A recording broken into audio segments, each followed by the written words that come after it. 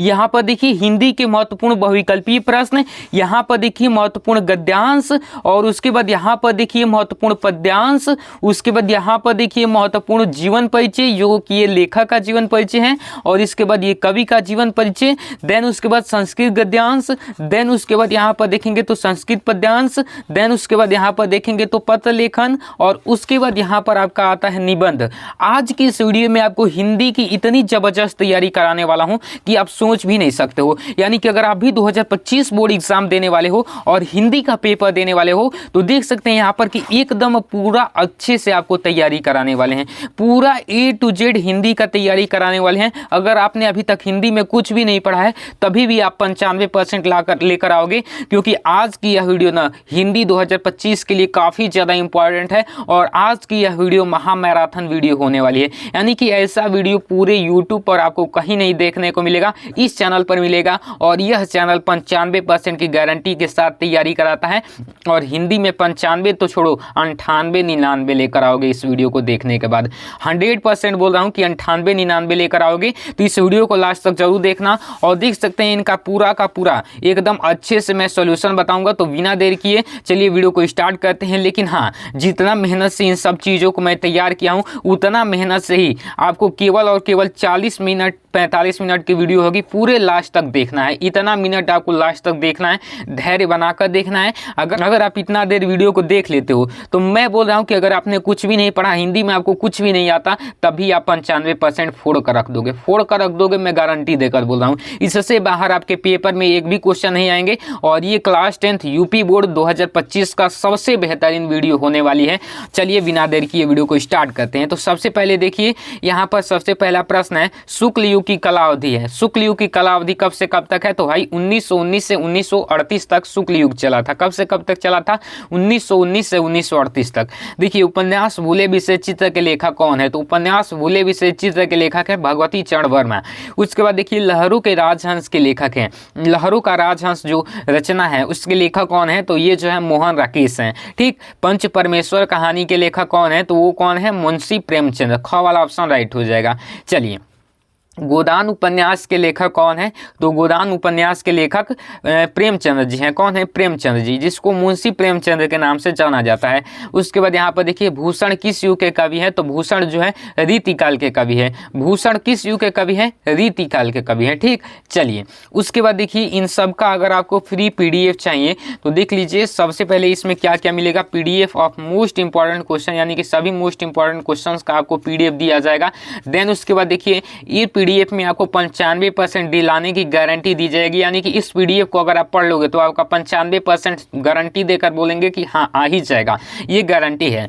और इस PDF का प्राइस मात्र 19 रुपये रखा गया है। देखिए इसमें क्या क्या मिलेगा, देखिए यहाँ पर आपको दिख रहा होगा तो क्लास 10th हिंदी के सारे ऑब्जेक्टिव क्वेश्चन इसमें रहेंगे। उसके बाद यहाँ पर देखिए एकदम अच्छे से सीक्वेंस में, उसके बाद महत्वपूर्ण गद्यांश रहेगा, उसके बाद यहाँ पर देखेंगे तो महत्वपूर्ण पद्यांश रहेगा। ठीक है ना, सारी चीज़ें दी जाएंगी। ऑल सब्जेक्ट का रहेगा, ये नहीं कि केवल हिंदी का। देखिए यहाँ पर जीवन परिचय वगैरह सब चीज़ सेट किया गया है।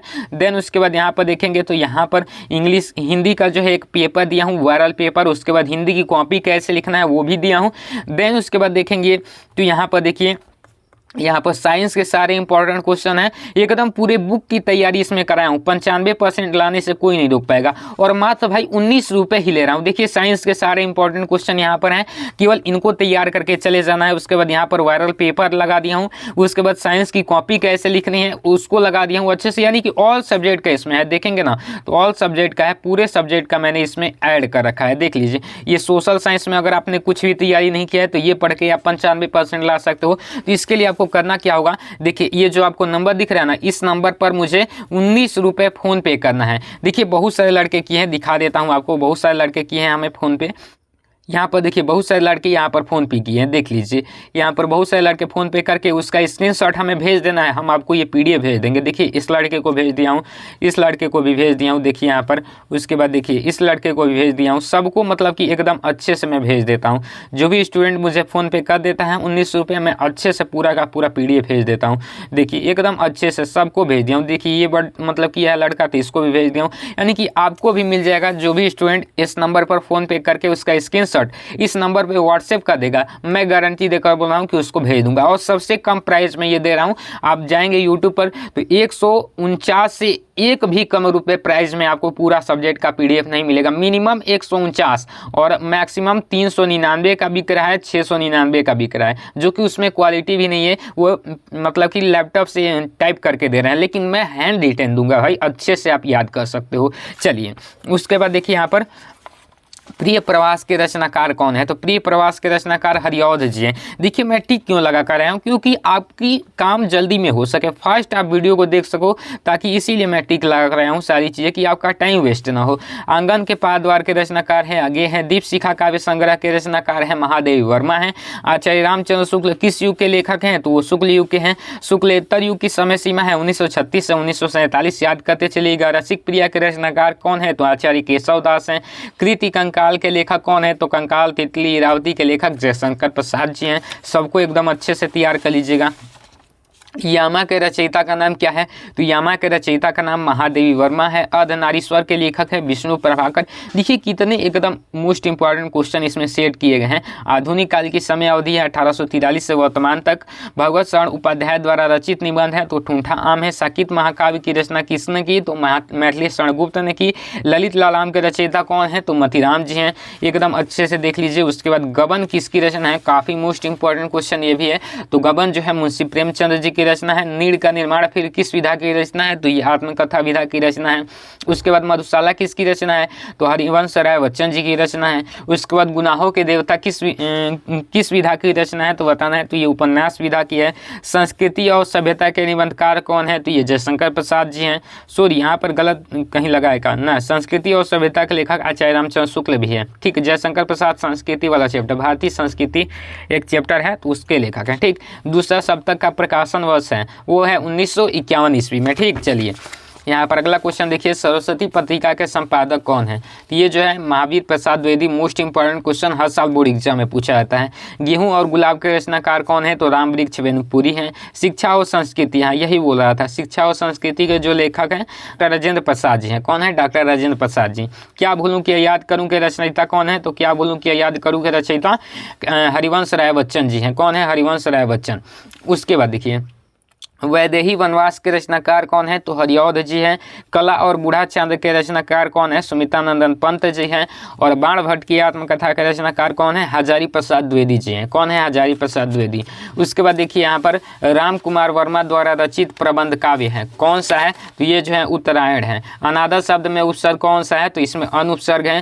हृदय सिंधु में उठता स्वर्गिक जो देख चंद्रायन पंक्ति में कौन सा अलंकार है, तो इसमें कौन सा अलंकार है, उपमा अलंकार है। सुहत ओढ़े पीठ पर श्याम सलोने गात मनो नीलमणि शैल पर आता प्रयोग प्रकाश, इसमें कौन सा अलंकार है, तो इसमें कौन सा अलंकार है, उत्प्रेक्षा अलंकार है। उसके बाद नाना वाहन नाना वेश व्यसेव शिव समाज निज देखा को मुखहीन विपुल मुख काहू बिनपद करकू बाहु बाहु बहु बाहु में रस है, इसमें कौन सा रस है, तो देखिए ना बिहसे यहाँ पर आ रहा है। बिहसे मतलब क्या होता है, हंसना होता है, तो यहाँ पर देखिए बिहसे आ रहा है, हंसना होता है बिहसे मतलब, तो इसमें क्या हो जाएगा, हास्य रस हो जाएगा जिसमें हंसना आता है। उसके बाद देखिए सारी इंपॉर्टेंट क्वेश्चन है एकदम अच्छे से। चौराहा में समास कौन सा है, तो चौराहा में द्विगु समास है। धनुष का परिवाची है, कोदंड होता है धनुष का परिवाची। परिवाची मतलब कि उसी से रिलेटेड शब्द। वेद पुराण के शब्द में समास है, वेद पुराण के शब्द में कौन सा समास है, द्वंद्व समास है। उसके बाद यहाँ पर देखिए वाच्य प्रयोग में कितने प्रकार होते हैं, वाच्य प्रयोग के कितने प्रकार होते हैं, 3 प्रकार होते हैं। उसके बाद देखिए हास्य रस का स्थायी भाव क्या होता है, आप जानते हैं हास्य होता है। अनुग्रह में कौन सा उपसर्ग है, तो 22 उपसर्ग होते हैं, जिसमें इसमें कौन सा लगा है, अनुपसर्ग लगा है एकदम अच्छे से। चलिए सूरज का तत्सम क्या होता है, सूर्य होता है, बहुत आसान है। जिन शब्दों का प्रयोग संज्ञा के स्थान पर किया जाता है उन्हें कहते हैं सर्वनाम कहते हैं। रोला शब्द, रोला छंद के प्रत्येक चरण में मात्राएं होती है, कितनी मात्राएं होती है, तो 24 मात्राएं होती है। आओ सब आओ अब चलते हैं, इसका भाववाच्य में क्या रूप होगा, तो इसका होगा आओ अब चला जाए। क्या होगा, आओ अब चला जाए। चलिए, वाच्य प्रयोग के कितने भेद होते हैं? तो वाच्य प्रयोग के 3 भेद होते हैं। पीपर, पात, सरिस्मन, डोला में कौन सा अलंकार है? तो इसमें उपमा अलंकार है। कौन सा अलंकार? उपमा अलंकार। उसके बाद देखिए यहाँ पर प्रत्येकम का संधि विच्छेद होगा, प्रतिधन एकम, ये वाला ऑप्शन राइट हो जाएगा। उसके बाद मते रूप में मति शब्द का है, यहाँ पर षष्ठी विभक्ति एक वचन है। मधुनी शब्द रूप है, इसका कौन सा है? चतुर्थ विभक्ति एक वचन का है। और इसके लिए आपको अच्छे से अगर बहुविकल्पी को सारी चीज़ें कंप्लीट करना है तो लेखक की रचना है, कवि की रचना है, काल विभाजन और कालों की समय अवधि, इन पर अच्छी से पकड़ बना लीजिए। जो इसमें ऐड किए गए हैं इनको अच्छे से देख लीजिएगा, ठीक। चलिए, उसके बाद यहाँ पर देखेंगे तो महत्वपूर्ण हिंदी का जो पद्यांश आता है कितने नंबर का भाई? तो ये 6 नंबर का आता है, ठीक है ना, 6 नंबर का आता है। तो देखिए, इसको आपको मैं नहीं बताऊंगा, इसका मैं पीडीएफ दे दूंगा, वहाँ से आप तैयार कर लीजिएगा। देखिए बहुत सारे हैं तो एक वीडियो में करना तो इम्पॉसिबल हो जाएगा, क्योंकि आपका 6 नंबर का आता है। 6 नंबर के लिए भाई पूरे किताब से तैयारी करनी पड़ती है। तो देख लीजिए इतने सारे, मतलब बहुत ज़्यादा नहीं है। अगर आप पूरा किताब देखोगे तो किताब में बहुत सारे दिए गए हैं, और इसमें बहुत कम ही 9-10 ही ऐड कर दिया हूँ, 9, और इसको पढ़ के आप एकदम से 6 नंबर फिक्स कर सकते हो। और किताब में देखोगे तो 90 हो जाएंगे, ठीक है ना। तो केवल इतना पढ़ लेना है। और पीडीएफ में मैं ऐड कर दिया हूँ, पीडीएफ परचेज कर लीजिएगा। केवल आपको नंबर जो मैंने दिया उस पर स्क्रीनशॉट भेज देना है, पेमेंट करके मैं आपको एकदम पीडीएफ सेंड कर दूंगा, ऑटोमेटिक सेंड हो जाएगा, ठीक है ना। चलिए, उसके बाद महत्वपूर्ण पद्यांश देख लीजिए, ये हर साल जो कि पूछा जाता है उसको ऐड किया हूँ, देख लीजिए। इनको आप अच्छे से तैयार कर लीजिएगा, जो मैं पीडीएफ दूंगा उसमें अच्छे से तैयार कर लीजिएगा। देख लीजिए हर साल यही पूछा जाता है। अगर आपने अभी तक कुछ भी नहीं पढ़ा है ना, तभी भी आप 95% गारंटेड ला सकते हो इनको पढ़ के, देख लीजिए। और यूपी बोर्ड के लिए खास कर ये बनाया गया है। उसके बाद देखिए यहाँ पर जीवन परिचय में जयशंकर प्रसाद जी का देखिए यहाँ पर जीवन परिचय सबसे पहले कैसे लिखते हैं, जयशंकर प्रसाद यहाँ पर हेडिंग बनाएंगे, मतलब। और इस प्रकार से ही जीवन परिचय आसान भाषा में आपको छाप कर चले आना है। बहुत आसान लैंग्वेज में मैं ये जीवन परिचय लिखा हूँ। जैसे देखिए, हिंदी साहित्य के महान कवि, नाटककार, कहानीकार एवं निबंधकार श्री जयशंकर प्रसाद जी का जन्म सन 1889 ईस्वी में काशी के प्रसिद्ध सुंघनी साहू परिवार में हुआ था। इनके पिता का नाम बाबू देवी प्रसाद था, जो कि काशी के प्रतिष्ठित धनी व्यक्ति थे। इनकी प्रारंभिक शिक्षा घर पर ही हुई, और स्वाध्याय से ही इन्होंने क्या क्या प्राप्त किया? तो देखिए, अंग्रेजी, संस्कृत एवं उर्दू भाषा सीख लिया स्वाध्याय से, यानी कि सेल्फ स्टडी से। उसके बाद देखिए, इसके साथ ही वेद, पुराण, दर्शन एवं इतिहासों का भी गहन अध्ययन किया।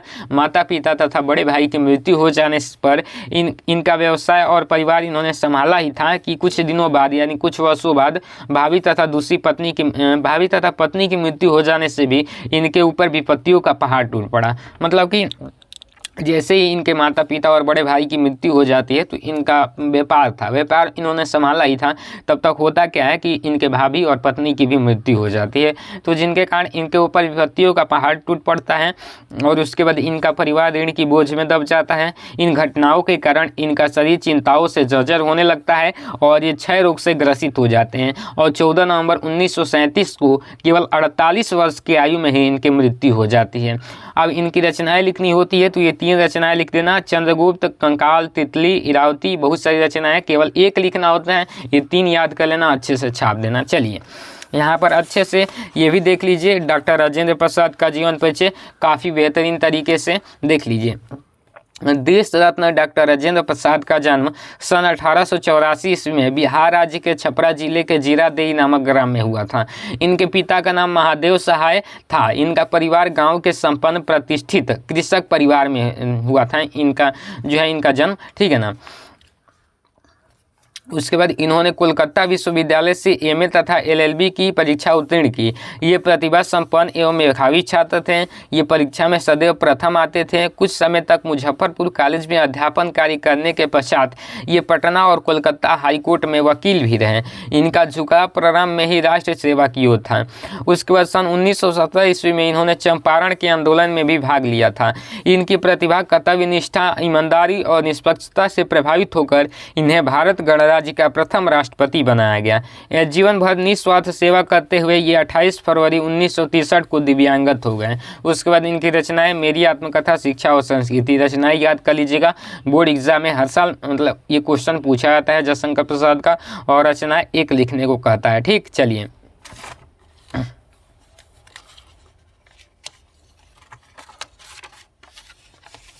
अगला क्वेश्चन आपका आता है, इसी में देखेंगे तो आचार्य रामचंद्र शुक्ल का देख लीजिए। आचार्य रामचंद्र शुक्ल का भी देखिए, हिंदी युग के प्रवर्तक साहित्यकार आचार्य रामचंद्र शुक्ल का जन्म सन 1984 ईस्वी में बस्ती जिले का गोना नामक ग्राम में हुआ था।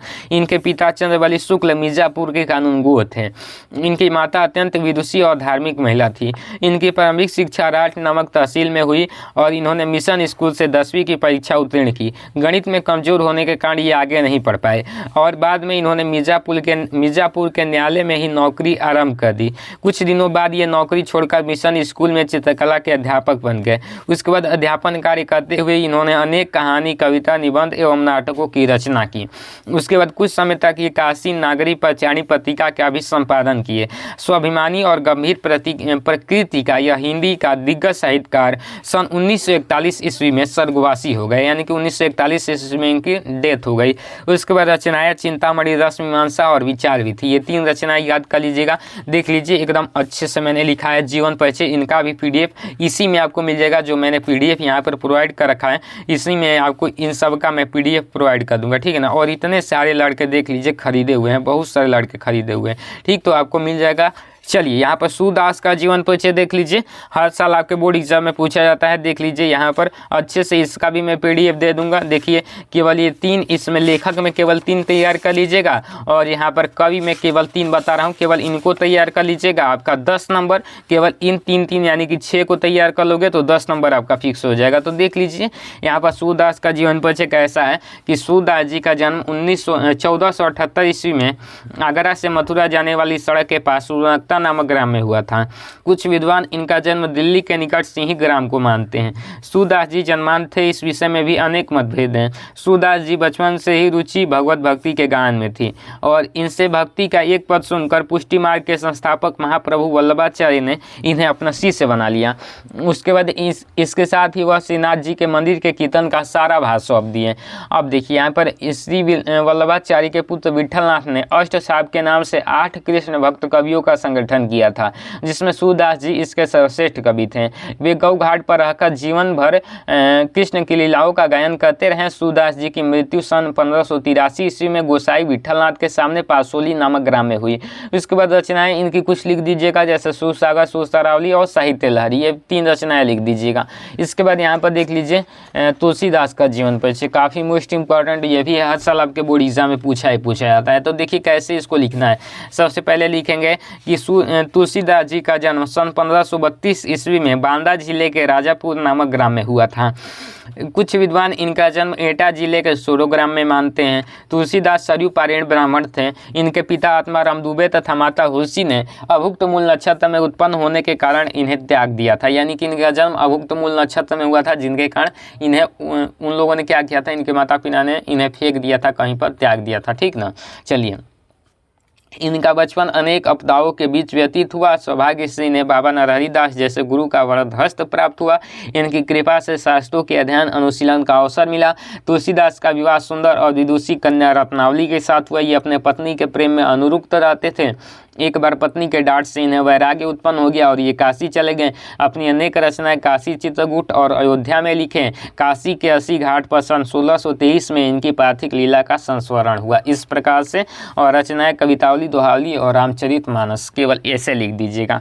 उसके बाद यहाँ पर देखिए महादेवी वर्मा का भी हर साल पूछा जाता है, तो कैसे लिखेंगे। श्रीमती महादेवी वर्मा का जन्म उत्तर प्रदेश राज्य के फर्रुखाबाद जनपद के में सन 1907 में होलिकोत्सव के दिन हुआ था। इनके पिता गोविंद प्रसाद वर्मा तथा पिता क्या थे, गोविंद प्रसाद वर्मा भागलपुर कॉलेज के प्रधानाचार्य एवं माता हेमरानी एक अत्यंत विदुषी और धार्मिक महिला थी। इनकी प्रारंभिक शिक्षा इंदौर में और उच्च शिक्षा प्रयाग में हुई। इनका विवाह छोटी सी उम्र में हो गया। इनके पति डॉक्टर थे। कुछ समय तक इन्होंने चंद्र पत्रिका का संपादन किया।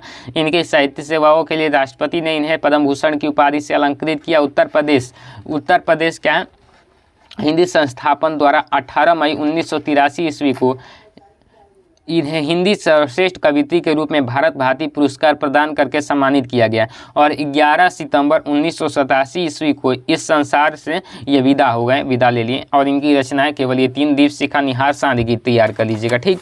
अब देखिए उसके बाद यहाँ पर देख लीजिए संस्कृत पद्यांश, संस्कृत गद्यांश, जो कि कितने नंबर का, 5 नंबर का पूछा जाता है। तो इसका भी मैंने पीडीएफ में अच्छे से प्रोवाइड कर रखा है। पीडीएफ आप ले लोगे तो उसमें ये मिल जाएगा। अभी मैं इसको नहीं कराऊंगा, केवल ये 5 तैयार कर लोगे पीडीएफ से तो आपका 5 नंबर फिक्स हो जाएगा। उसके बाद संस्कृत पद्यांश भी 5 नंबर का पूछा जाता है। तो देख लीजिए अच्छे से मैंने दिया रखा है, 5 नंबर का पूछा जाता है। इसको भी आप तैयार कर लीजिएगा पीडीएफ से ही। देख लीजिए काफ़ी अच्छे से सेलेक्ट किया हूँ और केवल यही आएंगे, यही तैयार कर लीजिएगा। और श्लोक लेखन कितने नंबर का, 2 नंबर का आता है। केवल ये 3 तैयार कर लीजिएगा, आपका 2 नंबर फिक्स हो जाएगा। मैंने पीडीएफ में सारी चीज़ें प्रोवाइड कर रखा है। और देखिए यहाँ पर पत्र लेखन केवल ये 2 तैयार कर लीजिएगा। देख लीजिए यहाँ पर 2 पत्र लेखन मैंने ऐड कर रखा है पीडीएफ में, इसको तैयार कर लीजिएगा। आपका पत्र लेखन का 6 नंबर फिक्स हो जाएगा, ठीक है ना, 4 नंबर फिक्स हो जाएगा। उसके बाद देखिए यहाँ पर निबंध जो है आपका पूरा का पूरा मैंने ऐड कर रखा है पीडीएफ में, तो जाकर निबंध को भी देख लीजिएगा। आज की वीडियो में इतना ही। अगर आप चाहते हो पीडीएफ लेना तो आप मुझे उसी नंबर पर क्या करिए, व्हाट्सएप कर दीजिए, मैं आपको पीडीएफ सेंड कर दूंगा। देख लीजिए एकदम अच्छे से सारे स्टूडेंट्स को मैंने पीडीएफ सेंड कर रखा है। इस प्रकार से आप 1900 रुपये भेज दोगे तो इस प्रकार से मैं पीडीएफ को सेंड कर दूँगा, ठीक है ना। चलिए, जय हिंद, वंदे मातरम।